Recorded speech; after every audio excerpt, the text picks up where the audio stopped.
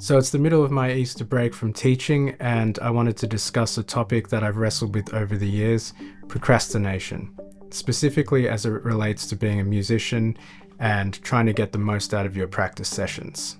This is a topic that's particularly relevant to me right now because whenever I have big chunks of time like school holidays, I always have big plans to become like the ultimate version of myself or something and inevitably fall short of those expectations. So today we're going to explore 8 tips to help you beat procrastination so you can have effective practice sessions that help you make massive improvements over time.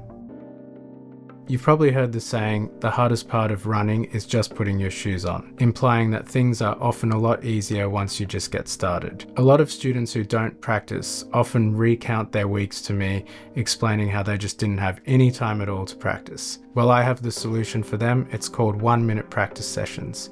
All you have to do is decide to practice for just 1 minute, that's it. And what is likely to happen is that once you get started, if you like playing guitar that is, you'll find yourself enjoying it and you'll end up practicing for a longer period of time. It's all about stacking days of practice one after the other, and that's how you're going to see long-term improvements.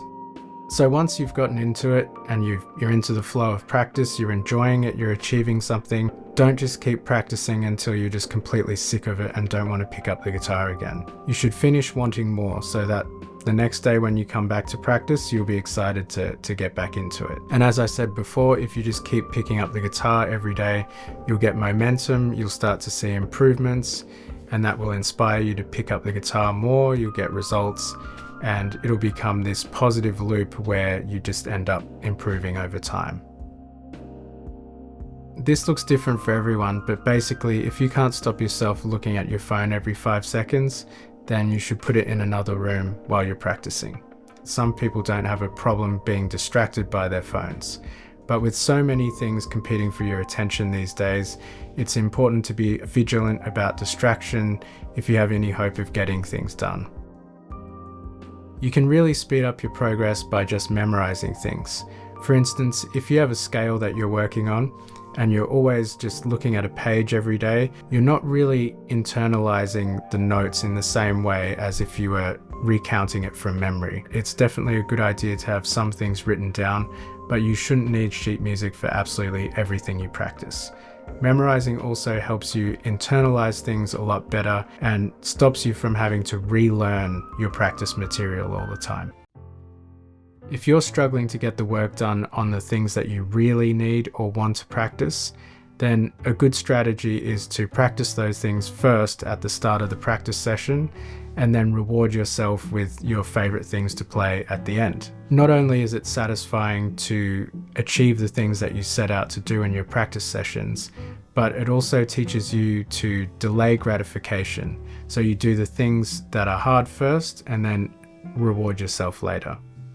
When I first started using a timer, I came across a studying technique called the Pomodoro technique, which is basically where you set a timer for 20 minutes and you study for 20 minutes, and then you have a 5-minute break, and then you set the timer again, and you just do that over and over again. And while this is great for studying, what I've found is that it's actually better for practice to set the timer for shorter periods of time. Sometimes the timer acts as a wake-up call to remind you that all you've been doing for the last 20 minutes is putting on a private concert for yourself and you've done nothing on what you've set out to do. Setting the timer for shorter intervals like 5 minutes allows you to refocus and stay on task. You don't need to take breaks every 5 minutes or anything like that. You can just set the timer for another 5 minutes or however short you like and just keep going. Tracking your practice can be an excellent way to improve your motivation and consistency. As the saying goes, what gets measured gets managed.